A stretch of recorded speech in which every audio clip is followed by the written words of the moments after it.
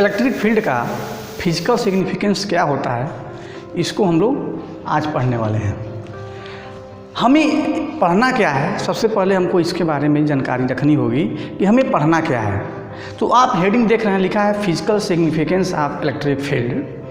तो हमें यहाँ पर हमको पढ़ाने का मेरा पर्पज क्या होगा, क्या हम बताना चाहते हैं, इसको हम लोग यहाँ पे जानेंगे। तो आप देख रहे हैं कि देख रहे हैं कि आप लिखा हुआ है इलेक्ट्रिक फील्ड। हमें किसका पढ़ना है? हमें इलेक्ट्रिक फील्ड का फिजिकल सिग्निफिकेंस हमको पढ़ना है।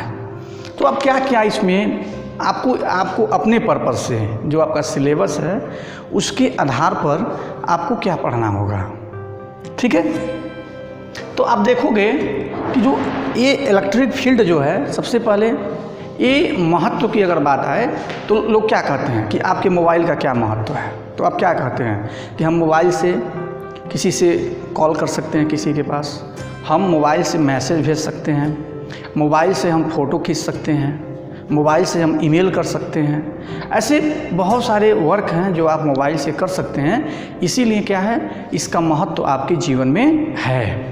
तो प्यारे बच्चों, इस इलेक्ट्रिक फील्ड जो है, इलेक्ट्रिक फील्ड का आखिर महत्व क्या है? तो इसका मतलब ये हो गया कि इलेक्ट्रिक फील्ड हमें क्या क्या इन्फॉर्मेशन देता है, इसके बारे में हमको पढ़ना होगा, ठीक है। हमें पढ़ना क्या है कि इलेक्ट्रिक फील्ड हमें क्या क्या इन्फॉर्मेशन देता है, इसी से संबंधित हम यहाँ पर लिखेंगे, ठीक है। बात समझ में आई? देखिए बच्चों, आज आप ज़रूर ध्यान दीजिएगा कि जब आप अगर पढ़ाई कर रहे हैं तो भले ही देश आज आपात की स्थिति से गुजर रहा है, लेकिन आप अपनी पढ़ाई को कंटिन्यूटी रखिए। अगर आप इस जो 3 मंथ का जो लॉकडाउन हुआ, अगर इसमें आप अपनी पढ़ाई को डंप कर देते हैं तो कहीं ना कहीं जिस तरह से हम लोगों की अर्थव्यवस्था पीछे गई, बहुत सारे वर्क पीछे चले गए, तो आपका जो है नॉलेज, आपकी जो पढ़ाई है वो भी 3 महीने पीछे चली जाएगी।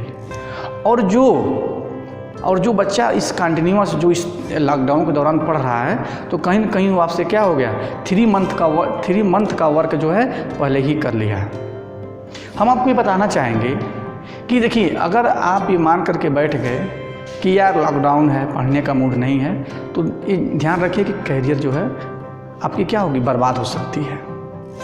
जैसे कि आप लोगों ने कहानी सुना होगा कि 2 मेंढक थे। गलती से क्या हो गई कि दोनों जो है, हमें कहेंगे एक सिंक था दूध का, उसी सिंक में वो एक बर्तन था बड़ा सा, इसको हम सिंक बोलते हैं, उसी सिंक में दोनों मेंढक गिर गए। अब दोनों जो है निकलने का प्रयास करने लगे। तो एक ने सोचा, यार अब मैं गिर गया हूँ, अब मैं यहाँ से निकल नहीं सकता हूँ। एक ने सोचा कि यार अब हमें मरना ही है, तो क्यों ना हम प्रैक्टिस करें, बचने के लिए हम प्रयास करें और मैं सफल हो सकता हूँ। एक ने क्या किया, उसके तली पे गया और उस आपात स्थिति में तली पे जाकर के बैठ गया। और दूसरा क्या हुआ, उस दूध में जो है वो चक्कर लगाने लगा। वो इतना चक्कर लगाया कि दूध क्या हो गया। आप जानते हैं कि अगर आप वर्क करते हैं किसी ऑब्जेक्ट पर तो उससे एनर्जी मिलती है। तो उसने इतना वर्क किया कि उस वर्क से दूध को एनर्जी मिला और वो क्या हो गया, जो दूध था उसके हीट से गर्म होकर के क्या हुआ, दही में कन्वर्ट हो गया। जब दही में कन्वर्ट हो गया, जब दही जम गई तो उसके ऊपर से क्या हो गया, अब उसके ऊपर आकर के जो मेंढक उसमें मूवमेंट कर रहा था, उसके ऊपर आकर के बैठ गया। अब क्या हो गया, वो तली से काफ़ी ऊपर आ चुका था और वो क्या हो गया, वहाँ से वो जंप मार करके बाहर निकल गया।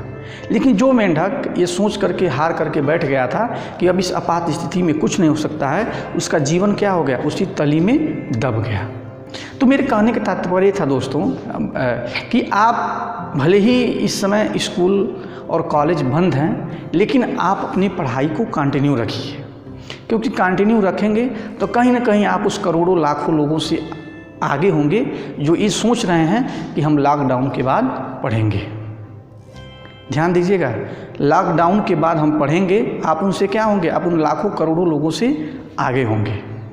मेरे कहने का मतलब ये था कि आप परिश्रम करेंगे तो आपके लिए जो सफलता की ऊंचाई होगी वो कम ही होगा, आप तुरंत सफलता को प्राप्त कर लेंगे। लेकिन जो ये सोच करके बैठे हैं कि जब स्कूल खुलेगा तब पढ़ेंगे, उसके लिए ऊंचाई क्या है, काफ़ी ज़्यादा है, वो वहाँ से कूदने का प्रयास करेंगे तो बहुत ज़्यादा उनको वर्क करना पड़ेगा। तो आइए हम बात करते हैं कि physical significance of electric field, कि इलेक्ट्रिक फील्ड का सिग्निफिकेंस क्या है। तो इस चीज़ को लिखिए। सबसे पहले आप जानेंगे कि इलेक्ट्रिक फील्ड का पहला फिजिकल सिग्निफिकेंस क्या है।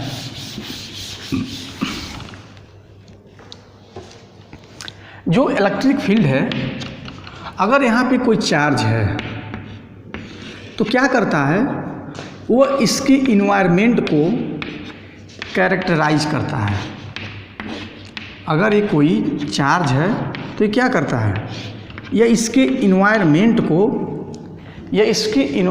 को क्या करेगा, इन्वायरमेंट को कैरेक्टराइज करता है। थोड़ा मेरे मुंह में प्रॉब्लम, इसलिए मैं सही से नहीं बोल पा रहा हूँ। तो आप लिखेंगे पहला नंबर कि इलेक्ट्रिक फील्ड इज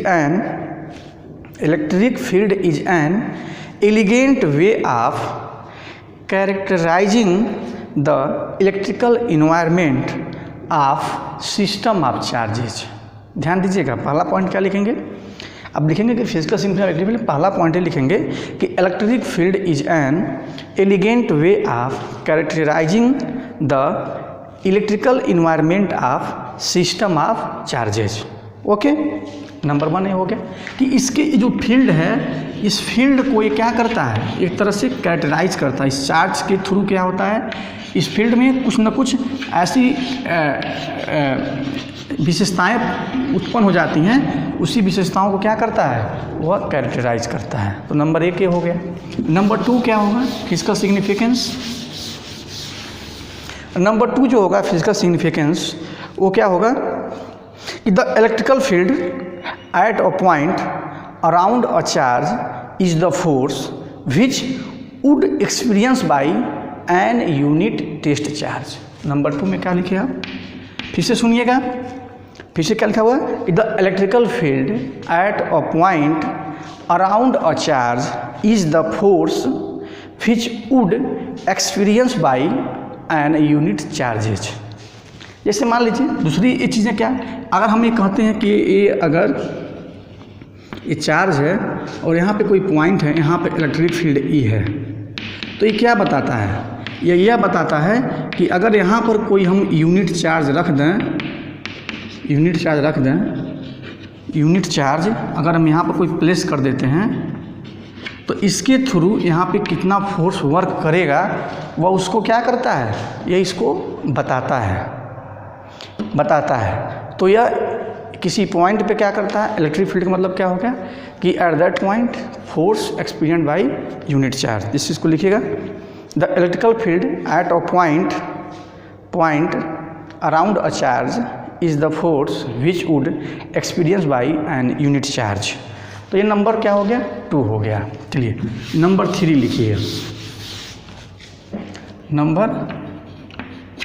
नंबर 3 लिखिए। नंबर 3 ये कहता है कि the term electrical field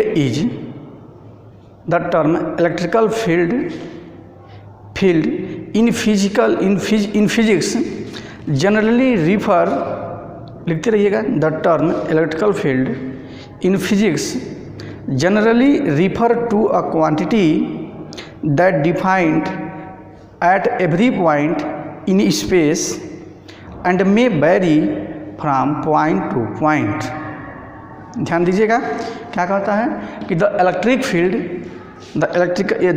field in physics generally refer to a quantity that define at every point in space and may vary from point to point. ध्यान दीजिएगा, ये क्या करता है कि अगर ये कोई स्पेस है, इलेक्ट्रिकल फील्ड है, मान लीजिए कोई चार्ज है, तो अगर यहाँ पे अगर इलेक्ट्रिकल फील्ड E1 है तो यहाँ पे क्या होगा, E2 होगा, यहाँ पे क्या होगा, E3 होगा। मतलब ये अलग अलग पॉइंट पे क्या होता है, अलग अलग ये वैल्यू, मतलब इसकी जो वैल्यू होती है वो क्या करती है, वेरी कर सकती है।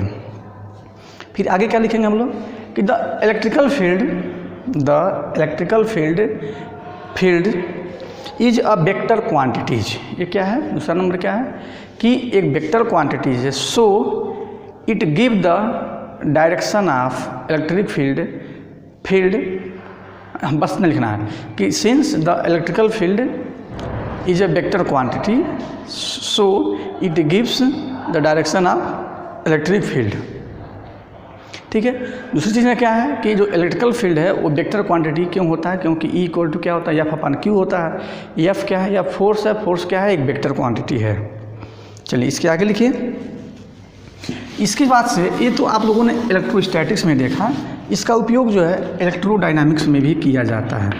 कहाँ पर, इलेक्ट्रोडायनामिक्स में। इलेक्ट्रोडायनामिक्स का मतलब ये हो गया इलेक्ट्रोडायनामिक्स। इलेक्ट्रोडायनामिक्स में हम आगे पढ़ेंगे तो जानेंगे कि जो इलेक्ट्रोडायनामिक्स मतलब क्या हो गया कि जिसमें चार्ज क्या कर रहा है, मूव कर रहा है। और हम लोग मूविंग चार्ज के बारे में जब हम लोग स्टडी करते हैं तो उसको हम लोग क्या बोलते हैं, इलेक्ट्रोडायनामिक्स बोलते हैं। तो क्या होता है इसमें लिखिए, तो लिखिएगा नंबर 4 करके 4 करके, the true physical significance of the concept of electric field in the time dependent electromagnetic phenomena in which the distance between charges goes vary from point to point instantaneously. It is also, देखिए ध्यान दीजिएगा कि इसको हम लोग जो electric field है उस दौरान भी हम लोग हमको इन्फॉर्मेशन देता है। कब देता है, जब चार्ज की जो चार्ज के बीच का पोजीशन है जब क्या करता है, पॉइंट टू पॉइंट वेरी करता है, तो उस दौरान भी क्या होती है, इसकी फिजिकल सिग्निफिकेंस होती है। चलिए आगे लिखिए नंबर 5। नंबर 5 क्या कहता है कि इट इज, देखिए इलेक्ट्रिक फील्ड का मतलब क्या हो गया कि अगर यहाँ पर मान लीजिए जैसे अगर यहाँ पे कोई वायर है, यहाँ पर हमने मान लीजिए एक बल्ब हमने यहाँ पे क्या किया, एक बल्ब यहाँ पे लगा दिया गया। तो हम लोग क्या करते हैं, जब यहाँ से हम लोग यहाँ से आवेश इसको चार्ज इसको फ्लो होता है तो क्या होती है, यहाँ पर ये इलेक्ट्रिक फील्ड जनरेट होता है और वो क्या होता है, वो जलने लगता है, मतलब एनर्जी का ट्रांसपोर्ट भी होता है। तो अब लिखेंगे कि it is also transport energy in the time dependent electromagnetic field. Time dependent मतलब यहाँ पे क्या है कि यहाँ पे जो इलेक्ट्रिक फील्ड है वो क्या होगी, टाइम के साथ साथ वेरी करेगी, इसलिए हम लोग क्या बोलते हैं, टाइम डिपेंडेंट इलेक्ट्रिक फील्ड।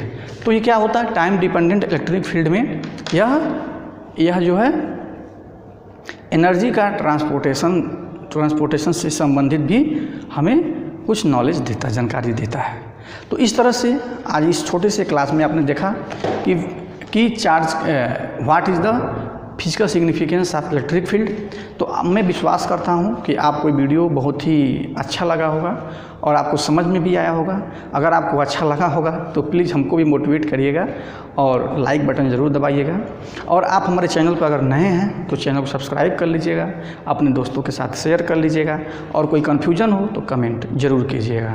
धन्यवाद, थैंक यू सो मच।